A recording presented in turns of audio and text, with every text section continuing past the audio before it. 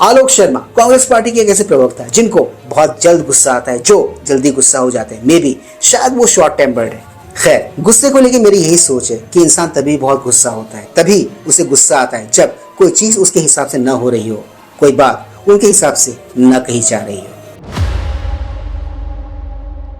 Please like, share, subscribe YouTube channel ताकि हम ऐसे कंटेंट्स बनाते रहें। ऑलराइट दोस्तों, let's go back to the topic then. कब्जा बोर्ड को चल रहे एक डिबेट शो में इनका वही वाला रंग, इनका वही वाला अवतार देखने को मिला। इनका गुस्से वाला अवतार, इनका एंगर वाला अवतार। जब ये किसी एक बात को लेकर एंकर चित्रा त्रिपाठी पर बुरी तरह भड़क गए, बुरी तरह बिदक गए। इसके जवाब में एंकर चित्रा त्रिपाठी जी ने जो इनको जवाब दिया है, जो इनकी रेलाई की है, जो इनकी धुलाई की है, वो देखने लायक था। इन शॉर्ट, बहुत ही अच्छे तरीके से एंकर चित्रा त्रिपाठी जी ने कांग्रेस के आलोक शर्मा जी की धुलाई करके रख दी डिबेट शो में, और वो भी कुछ ऐसे कि बीजेपी के प्रवक्ता गौरव भाटिया जी को कुछ कहने, कुछ करने की जरूरत ही नहीं पड़ी, क्योंकि उनकी तरफ से उनका सारा का सारा काम एंकर चित्रा त्रिपाठी जी ने ही कर दिया था। कैसे, वही सब कुछ दिखेंगे आज के इस ब्लॉग में। आगे मेरे साथ। 3, 2, 1। आपने गूगल थोड़ा सा कर लेते तो बहुत अच्छा रहता। आप बिल्कुल अंधभक्त होके गौरव जी की मोहर लगा रहे हैं बात पर। जो हाई कोर्ट और सुप्रीम कोर्ट में केसेस चल रहे हैं वो सिर्फ ट्रिब्यूनल में हारे और जीते केस ही चल रहे हैं। ये तमाम केसेस की लिस्ट है। सैकड़ों केस ट्रिब्यूनल में हार के लोग हाई कोर्ट गए हैं, और हर हाई कोर्ट में हिंदुस्तान के सैकड़ों केस चल रहे हैं। पता नहीं अनपढ़ लोग किस तरह से कोई भी स्टेटमेंट देके चले जाते हैं आगे।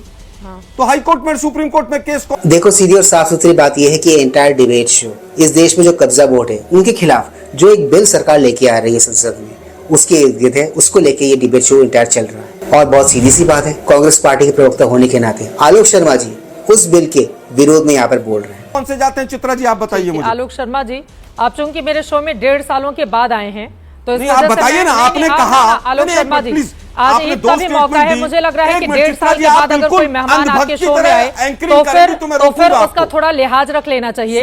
इसलिए आलोक शर्मा जी, आज मैं छोड़ देती हूँ, मेरी भी बारी आएगी, लेकिन मुझे लगता है कि 1.5 सालों के बाद अगर कोई आए तो कम से कम थोड़ा सा उसको ध्यान रखना चाहिए। अरे मैं पूरी रिसर्च करके आई हुई हूँ, ठीक है ना। आलोक शर्मा जी प्लीज, ये रोना आप रोना। वो जो यहाँ पर इन्होंने अंधभक्त वाला कमेंट किया था ना, अंधभक्त वाली टिप्पणी की थी, उसी पर एंकर चित्रा त्रिपाठी बुरी तरह भड़क गई इन पर। कहते हैं एक इंसान की जुबान बहुत ही चटोरी होती है, इसीलिए इसको बहुत ही संभाल के यूज करना चाहिए। वो क्या है ना, कभी कभी आपका यही चटोरापन आप पर भारी भी पड़ सकता है।